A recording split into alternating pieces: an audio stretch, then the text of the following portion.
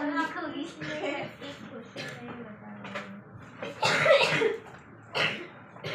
हो गया, छुट्टी कर दी है क्या?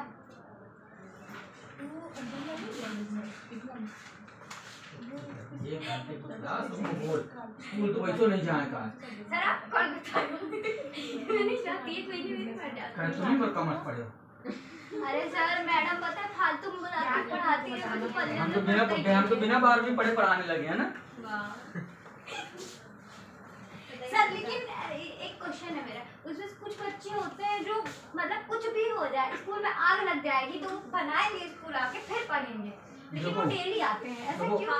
होता क्या है सुनो, जो हमारे स्कूल में कौन है आप बताइए पहले आप। हमारे साथ क्या कहानी थी, हमारे स्कूल जब तक हम 8वीं थे जब तक 10th तक की बात है, पूरी फैमिली एक साथ रहती थी और फैमिली में ज्यादा नहीं, इतने लोग ज्यादा नहीं है ना, इतने, इसमें 7 चाचा हो गए और उस समय 5 चाचाओं की शादी हो चुकी थी, तो ये प्लस पब्बा दादी, तो इतने तो बड़े हो गए। अगर आपने धोखे से ये डिसीजन किया कि आज हम स्कूल ना जाएं, सर बता चुके हैं, हाँ सर बता चुके, सुबह से शाम तक तुम केवल यही बताओगे कि काहे नहीं गए, क्या कि जो भी दुकान जाने के लिए निकलेगा खेलते नजर आए, स्कूल कहीं नहीं जाएंगे। सर अगर बीमार नहीं भी होंगे ना तो सब लोग पूछ पूछ के बीमार कर देंगे। सर ये ना मेरे साथ होता है तो मैं यहाँ लेकिन उसके बाद क्या हुआ, जब हम कॉमर्स ले ली सबको पता है कि मैं जाऊंगी, जाते कहाँ थे, सीए में, ठीक है, अभी पहले कहाँ पढ़ रहे थे, गुजराती स्कूल में, ठीक, अब घर कहाँ है, उस समय घर कहाँ था, यहाँ नहीं था, सिटी को जस्ट पीछे। सबसे बड़ा डर क्या रहता था मालूम है, अगर हम स्कूल के लिए निकले स्कूल ना पहुंचे तो भी समस्या है, क्या कि बगल में स्कूल है और जिसको जिसको घर से निकलना है वो स्कूल के सामने से निकलना है, और आपको देखता हो जाएगा, अगर कुछ लोचा उसको समझ में आया तो घुस जाएगा स्कूल में, आया है क्या, नहीं आया तो बस पहुंचने तो घर पूजा होगी। अरे सर टीचर ही मिल गए, पता चले बालकनी में खड़े पूछे क्यों नहीं आया, तो आज वो आया निकला था घर से तो निकला, लेकिन सर मैं ये लेकिन सीए में फायदा क्या मालूम था, यहाँ सीए में वहाँ कौन जाएगा पता करने, अब सीए में जा रहे कि नहीं जा रहे, कौन जाना, सर भी नहीं जाते, लेकिन वो बच्चे क्यों जाते हैं, कुछ उनका भी नहीं, मैं वैसा नहीं था तो मुझे नहीं मालूम। चलो बिजनेस स्टडी जाओ,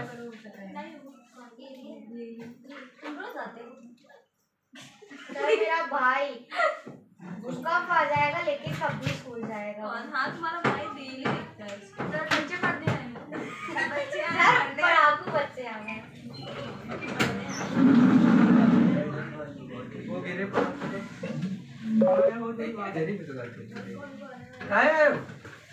पढ़ने से सुनाइए मत पढ़ाई जरूरी है, पढ़ाई को अभी तो आगे वाला है, ठीक है, हाँ पिछली आवाज आएगी हम लोग को, यहाँ कुछ सीखा तो पता नहीं बहुत तेज सीखा था, हम लोग एक टेंशन ले रहे थे, पता नहीं किसने एक्सीडेंट हो गया, तुम भी क्यों नहीं पता नहीं था, कौन सा था, सर हम लोग घूम के आए क्या, जाओ इसको पढ़ा ध्यान दो इधर, अभी मैंने कल पढ़ा था हेनरी फ्लोवल के प्रिंसिपल है ना, एफडब्ल्यू टेलर में बात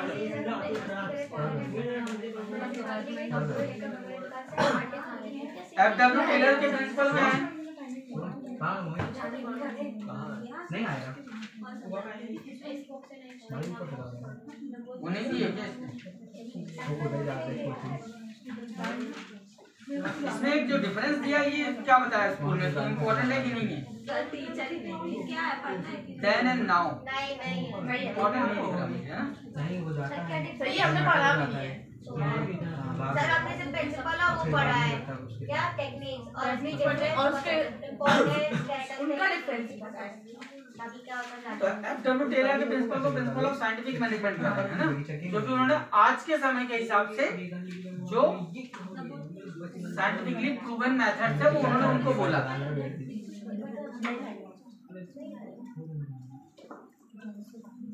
एसेंशियल इसमें प्रिंसिपल नहीं दिए, कौन से प्रिंसिपल दिए तो है कहाँ दिए?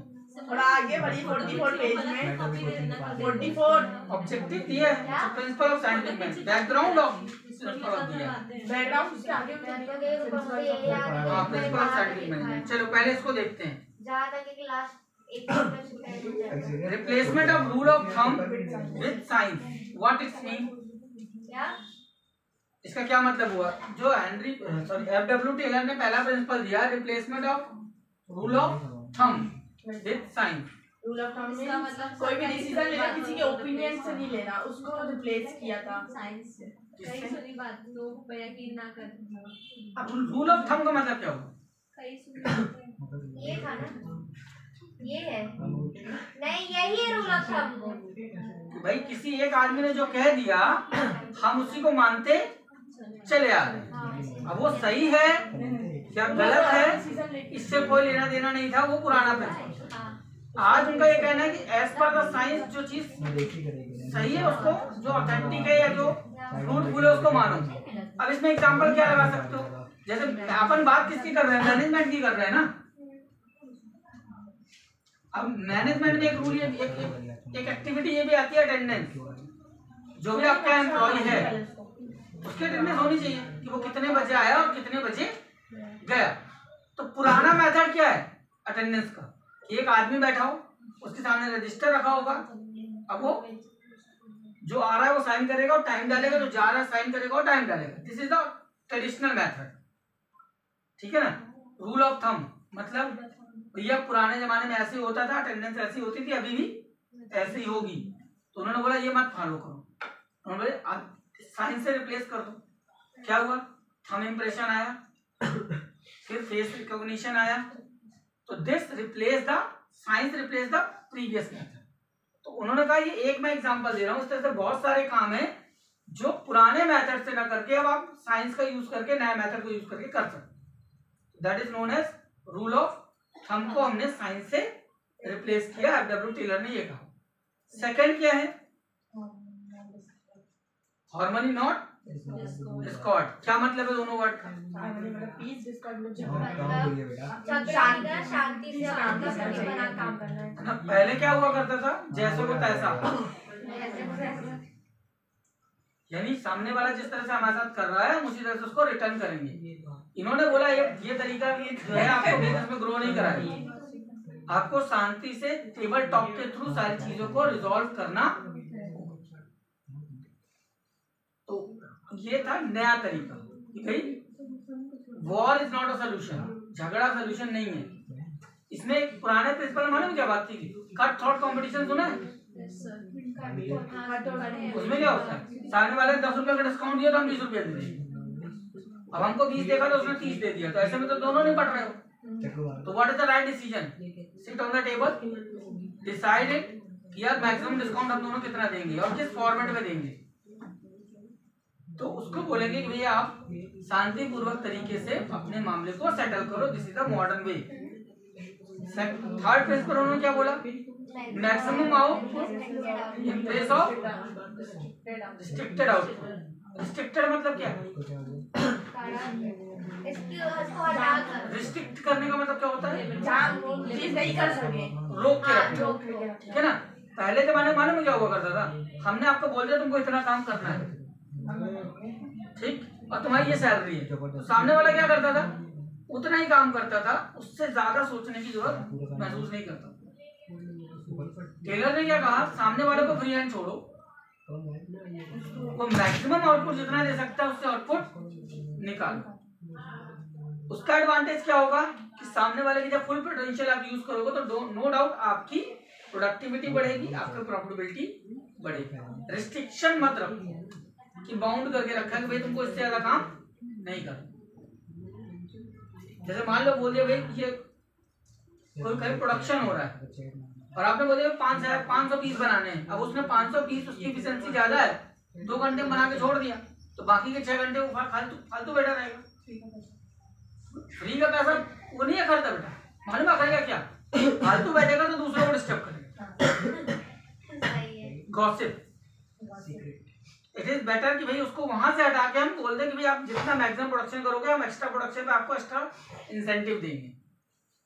तो वो टेलर ने कहा। नेक्स्ट, अब देखो अब इससे क्या क्लियर हो रहा है मालूम है? आपका क्या थे? हेनरी फ्योल, ये लेबर सेंट्रिक थे, और ये क्या है? ये किसको? मैनेजमेंट सेंट्रिक है। इसका पूरा फोकस किस बात पे है? तो देख रहे हो जो प्रिंसिपल्स आ रहे हैं उससे क्या निकल के आ रहा है कि हम कितना ज्यादा एम्प्लॉय को यूज करके प्रोडक्शन बढ़ा लें, यानी प्रॉफिट बढ़ा लें। और इनके प्रिंसिपल से ये निकल रहा था कि एम्प्लॉय का बेनिफिट कैसे ज्यादा से ज्यादा हो। फ्यूल के प्रिंसिपल से एम्प्लॉय का बेनिफिट झलकता है और टेलर के प्रिंसिपल से एम्प्लॉयर का बेनिफिट झलकता है। ये क्या बोल रहे हैं? Maximum output low, free hand छोड़ो। तो इनका फोकस कहाँ है? ऑर्गेनाइजेशन की ग्रोथ पे। इनका फोकस कहाँ है? एम्प्लॉय की ग्रोथ। ये दोनों में बेसिक डिफरेंस। ये जो मैं आप लोगों को बोल रहा था कि हिस्ट्री निकाल के लाओ क्या थे दोनों, बैकग्राउंड क्या था? Cooperation not individualisation. What is the meaning of individualisation? कोई एक सिंगल पर्सन सिखा सकता, ग्रुप उसी को उन्होंने क्या बोला था हेनरी फ्यूल ने? Centralise and decentralise. सेंट्रलाइज का मतलब क्या हो गया? एक जगह से कमांड आ रहा है। तो उन्होंने दूसरे तरीके से बोला कि सेंट्रलाइज भी हो और डिसेंट्रलाइज भी हो। इन्होंने सीधा सीधा क्या बोला? ऑपरेशन पे बेस्ड होना चाहिए, ना कि सेंट्रलाइजेशन। यानी एक बंदा अगर केवल कमांड देगा या एक ही बंदे पे हिसाब से सब कुछ चलेगा तो वहां डिक्टेटरशिप आ जाएगी, तो वहां पे प्रॉब्लम क्रिएट होगा। तो कॉपरेशन पे फोकस करो, ना कि इंडिविजुअल पे। एक आदमी के हाथ में कमांड नहीं होना चाहिए, अदरवाइज या तो बहुत अच्छा बना देगा या तो निपटा देगा। फिर इसके बाद क्या प्रिंसिपल दिया इन्होंने?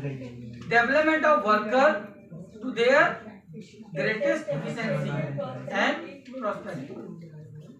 इन्होंने बोला भाई वर्कर का डेवलपमेंट जितना तेजी से हो सकता है वो करो, क्योंकि इनका फोकस ये था कि workers are the asset. Real asset of business कौन है? Man power.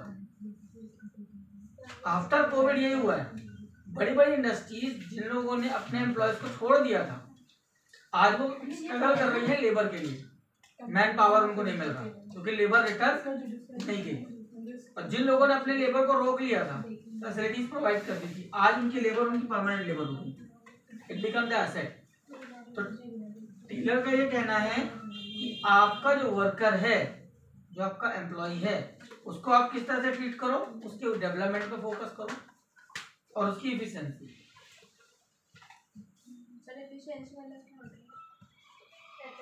कि वो कितना इफेक्टिवली अपना काम कर पा रहा है। जैसे मान लो मैं पढ़ा रहा हूँ, अब मेरे पास 3 लेक्चर के बाद मेरी हिम्मत खत्म, मेरे वॉइस उतना लाउड नहीं निकल रहा। It means I need to focus on my health, ताकि मेरी इफिशिएंसी क्या हो जाए?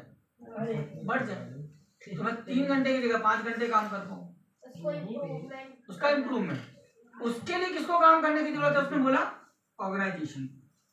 ऑर्गेनाइजेशन फोकस्ड हो कि एम्प्लॉय की एफिशिएंसी कैसे बढ़ेगी। अब वो कैसे होगा? 2 ही तरीके हैं, पहला उसको ट्रेनिंग देना, दूसरा उसको फ्री हैंड छोड़ना। अगर आप ट्रेंड नहीं कर रहे हो तो वो पुराने ढर्रे पे काम करता चला जाएगा। जैसे मैं इसका एक छोटा सा एग्जांपल आज का देता हूँ जो आज मेरे साथ घटना घटी। मैंने अपने कंप्यूटर ऑपरेटर को बोला ये फाइल है, इसको पीडीएफ में दो। वर्ड फाइल थी, एमएस वर्ड में एक फाइल बनी है, उसमें हिंदी में वर्ड्स लिखे हुए हैं, इंग्लिश में लिखे हुए, दोनों वो लैंग्वेज में। मैंने उसको क्या बोला? पीडीएफ में दो, पीडीएफ फाइल, वर्ड फाइल में नहीं। अब वो बंदा मालूम है क्या कर रहा है? बंदा नहीं है वो, अब वो एम्प्लॉय, ठीक ना जो ऑपरेटर, उसकी बात कर रहा हूँ। ऑपरेटर क्या कर रहा है? उसने वर्ड फाइल को उठाया, गूगल में डाला वर्ड टू पीडीएफ कन्वर्टर, ठीक है, ध्यान से समझना, वर्ड टू पीडीएफ कन्वर्टर। उसमें फाइल अपलोड की, फाइल कन्वर्ट हुई, डाउनलोड की, फाइल का सत्यानाश हो गया। क्यों? हिंदी वर्ड्स का फॉन्ट उस सॉफ्टवेयर में ना रहा होगा, तो हिंदी को उसने चिट्टा गोड़ी बना दिया, यानी हिंदी फॉन्ट करेक्ट हो गया। अब इसमें मालूम प्रॉब्लम कहाँ था?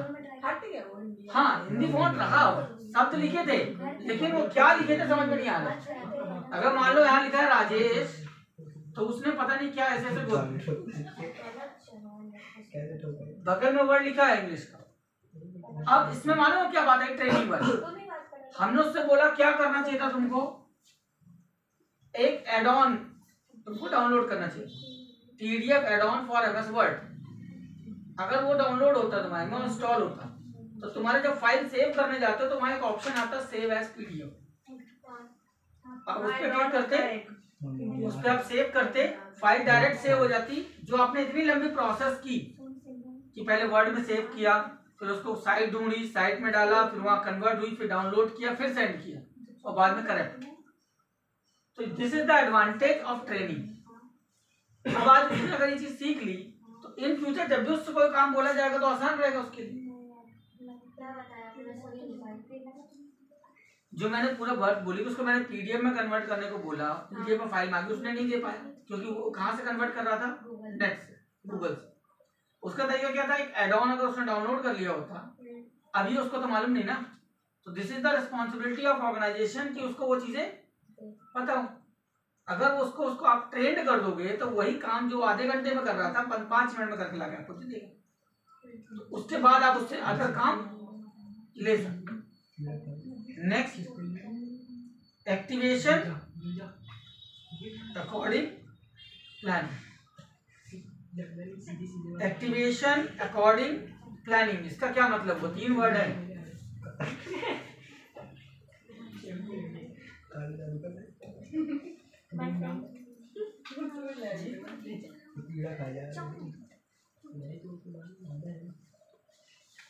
प्लानिंग करने के बाद उसको एक्टिवेट करना चाहिए। उल्टा ऐसे पढ़ोगे तो नहीं समझ में आएगा।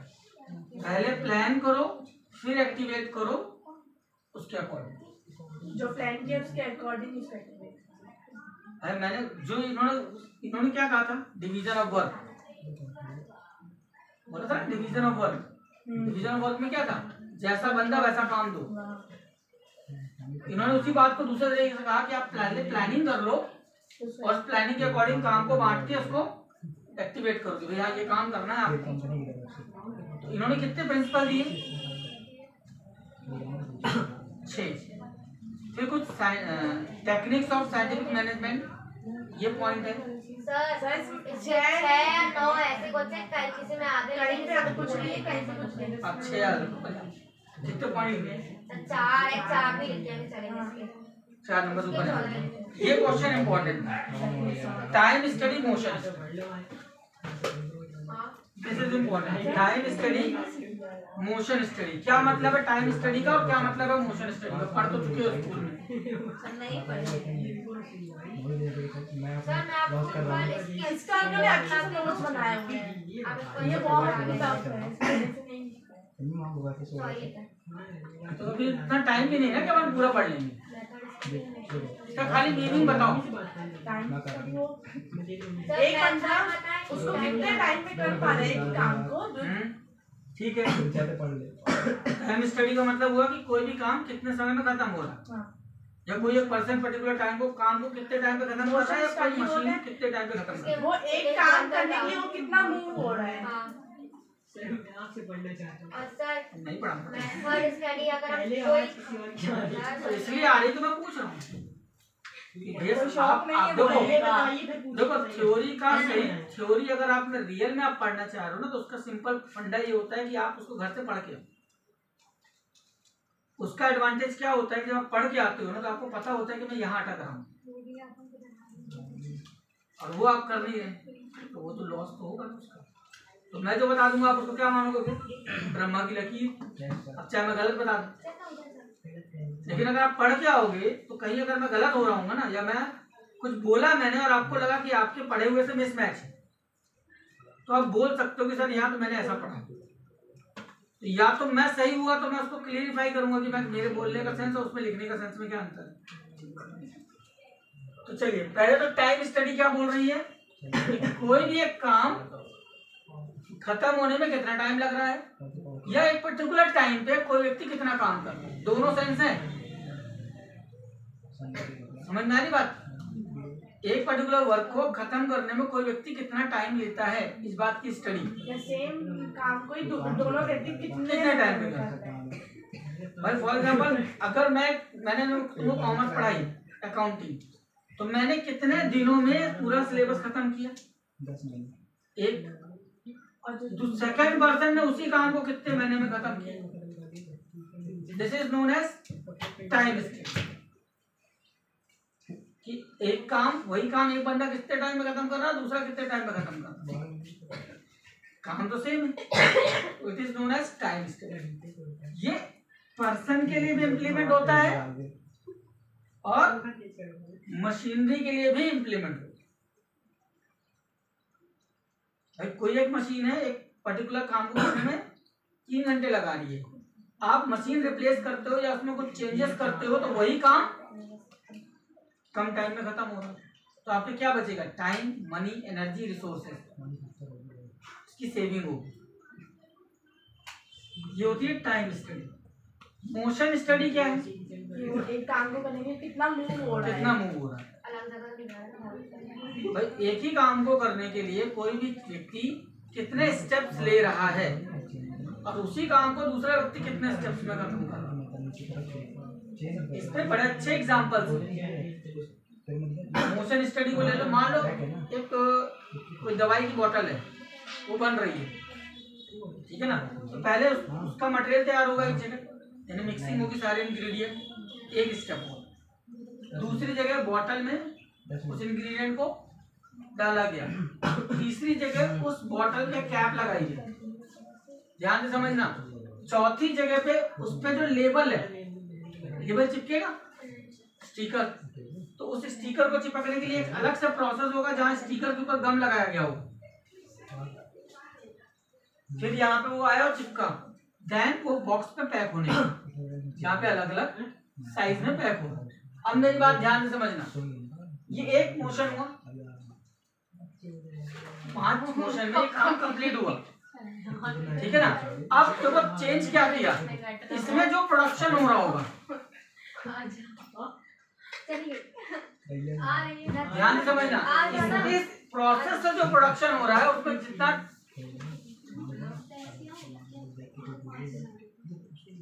मैं देख के बताता हूँ।